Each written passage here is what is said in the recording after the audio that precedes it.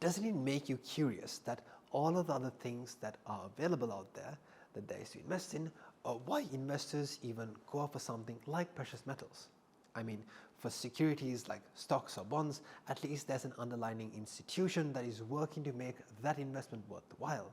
But precious metals are just a combination of rocks and minerals. So what makes them a good investment? Well, the most obvious answer to that, which you also know at this point, is in its intrinsic value, meaning its physical composure with it's not only rare but also beautiful. It's durable, it's malleable, it's ductile, it's portable, and it's also divisible, which gives it the value for all these physicalities of precious metals in the fact that they are put into the real world uses like making jewelry, or more importantly in industrial manufacturing of products like electronics, batteries, phones, silverware, cars, and many others like that. So investment is done because the demand for precious metals will always be there in the market for their utility. Because there is always a demand in the market, precious metals come with a reasonable level of liquidity as well. So if an investor invests and wants to sell it at a point, they can do so at a good price because there is always eager buyers in the market, always when it comes to precious metals. Then of course, precious metals are credit risk free.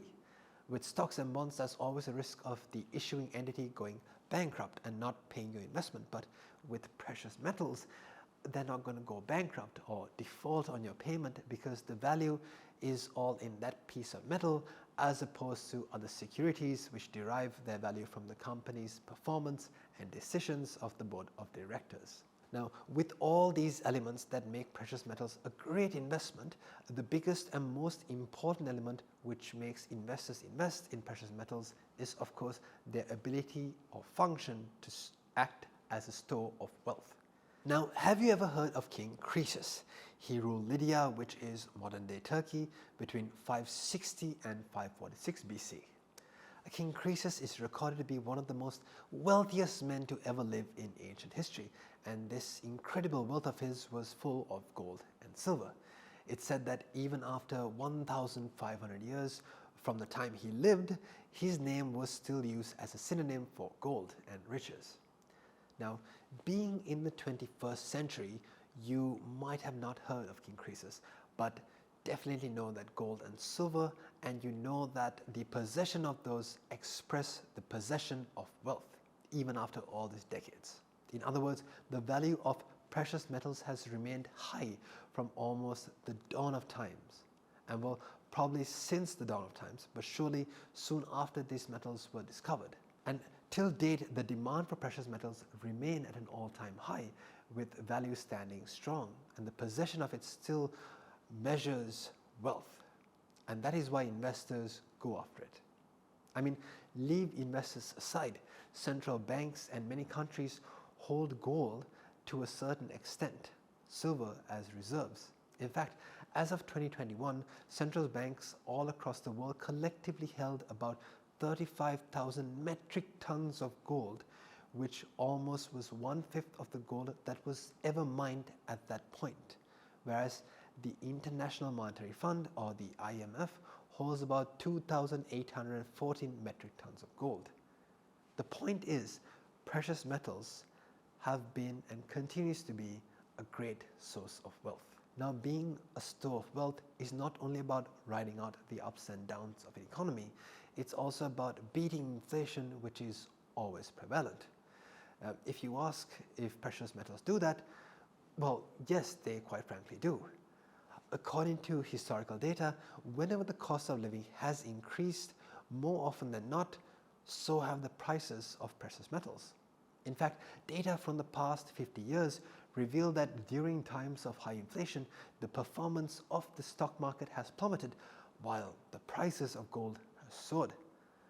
This happens due to two reasons. Firstly, during high inflation periods, precious metal prices tend to be adjusted for inflation and prices according to current currency values.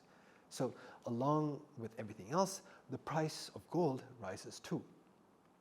And secondly, and of course more importantly, when the fiat money starts losing its purchasing power due to high inflation, people tend to convert their money into precious metals to protect the value of money they have. This is more of a cycle really. People lose faith in money, so they buy gold. The more they keep doing that, the value of the currency keeps losing, causing very, very high inflation. And as the cycle continues to happen that way, the country starts getting into very, very damaging messes. This, in fact, was almost about to happen in the US as well. During high inflationary and recessionary times, many Americans started redeeming their US dollars for gold.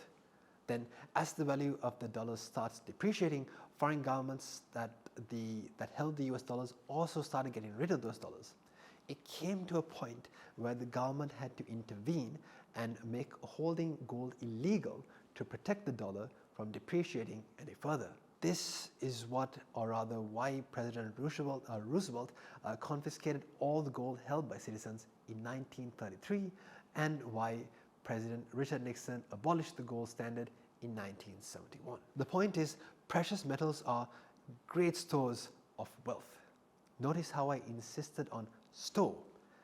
That's because precious metals are not investments you make to earn a return. Precious metals actually can't give you returns like stocks do with dividends or bonds do with interest. You might be able to earn a capital gain if you hold on to the precious metal long enough, but even then, you can't guarantee definitive future earnings or growth prospects for a targeted period of time. Then you're thinking, why should you even invest in precious metals, right? Well, it is to diversify your investments. So when you invest, your portfolio should include some securities which will reduce the overall volatility of the portfolio during economic downturns. Stocks won't serve that purpose because stocks are pretty much one of the biggest ones that are sensitive to market volatility. Bonds do, but only to a certain extent. Now, precious metals, on the other hand, historically have not only maintained their value but also have soared in value during periods of stress, which might have been caused by high inflation, financial market crashes, monetary system failures, or even other geographical or political instabilities. So, including that in your investment portfolio will tend to give your portfolio a certain level of security, especially during market downturns. This is why precious metals are sometimes dubbed as the crisis commodity. And that's why we have included precious metals and investing in them in this course.